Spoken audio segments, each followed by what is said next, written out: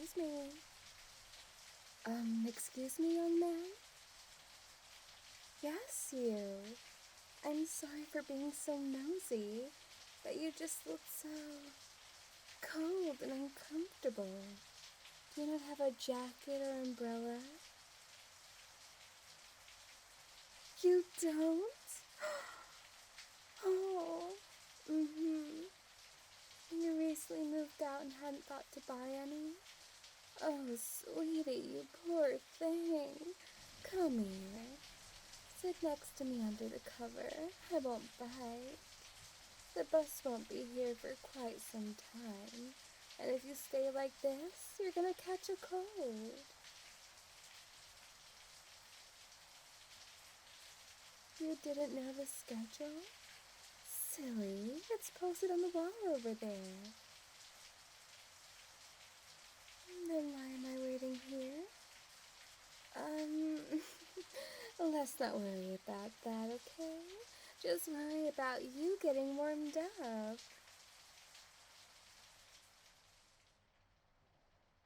Oh, why are you so far away? Scooch in closer. I can't share any of my body heat without us touching. Stop! You can get me wet. I only live a short walk away and I can dry myself off later. Mature women like me run hotter, don't you know? Now scooch in closer.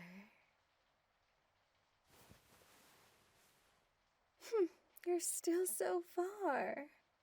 I appreciate you being such a gentleman, but I am well aware of the size of my generous chest.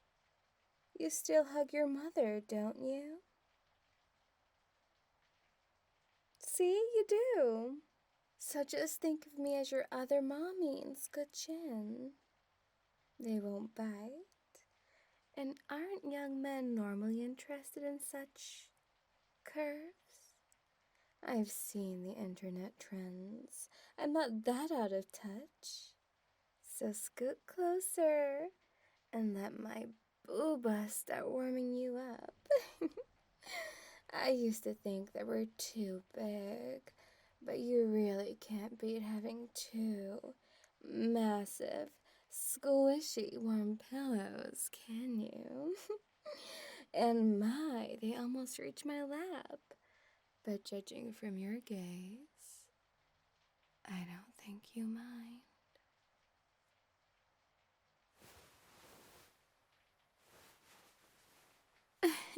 Oops. Now I am pressed up into you. Isn't that so much better, sweetie? Aren't I so warm? Although there's all this fabric in the way. Are you starting to warm up? Your face is still so red, sweetie. And your adorable nose, my poor little Rudolph. This simply won't do. If you were to catch a cold while I'm right here, I will have failed as your mommy. Let me feel your cheek.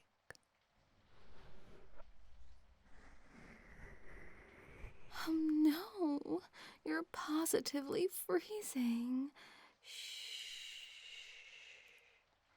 My hands have been resting between my thighs. Let me warm you up.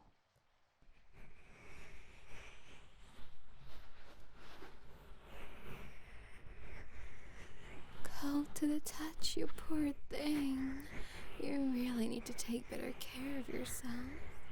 How are you going to become a respectable adult if you're always sick from wearing t-shirts in the rain?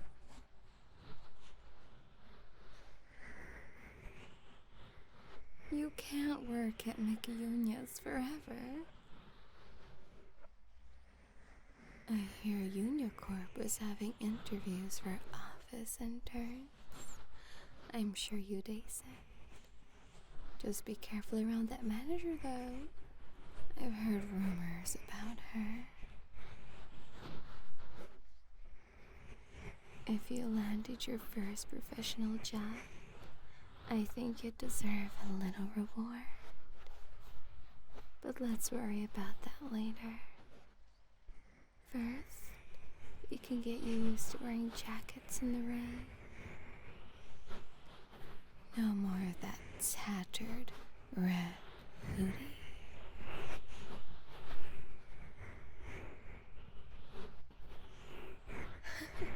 How did I know you have a red hoodie when you aren't wearing it today? Your cheeks are starting to warm up, but from you blushing, from feeling my soft skin, isn't it? I'm flattered, but you don't seem to actually be getting better. Shivering? Sweetie, that's enough. Look, there won't be a bus anytime soon, and no one has been driving by. You need to climb under my sweater. It's the only way we're gonna get your core warmed up. Now, close your eyes. Sit still. I'll stand behind you and tuck my sweater over your head. Oh, no, everything's fine. Your ears were just really cold to my bare chest. Now stop worrying about me and let Mommy's chest warm you up.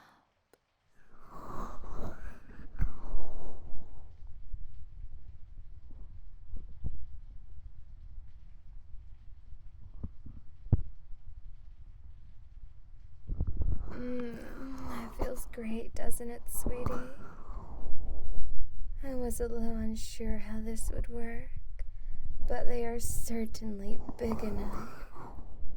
Thankfully, I wore a baggy sweater today, and all my bras are in the wash, almost like our meeting was fate. Did fate give me this chest, so heavy and cumbersome, but so warm and squishy? To be honest, I'm glad to get some use out of it, and while you're too muffled for me to hear, I can feel your heart racing through it, squishing into my neck. So cute. Let Mommy's massive chest envelope you. Can you hear my heartbeat? There might be a lot of, fat in the way, but once you're warmed up, I want you to hear it. What does it feel like? All this warm, soft squish being pushed into your ears, completely covering your entire head like something out of a fantasy. Each one easily bigger than your head, squishing along your ears and your face. Can you believe I carry these around all day? I'm used to it, of course, but pushing and mashing them against your head like this really reminds me of how big and heavy they are. If only I had a nice young man who could help me carry them. I don't want to be crass. How about we call them my pillows? Mommy's perfect plush pillows. You like Mommy's pillows, don't you? Well, you try and speak, it tickles, but I don't mind. I hope this isn't too much weight on your shoulders, sweetie. Though I have to admit, it's a relief on my back. Do you know anyone who could help me carry these awfully hefty pillows around? I wonder where I could find someone like that. Do you happen to know anyone? Anyone at all? Who likes pillows that are this big? They're just so freakishly, unusually huge. Gosh, what a shameful mommy I am. What's that? Do I feel some yelling? Sweetie, I'm only teasing. But tell you what, you keep focusing on feeling my pillows covering your ears, your face, resting on your shoulders. And once you're all toasty, we can go back to my place. Does that sound good to you?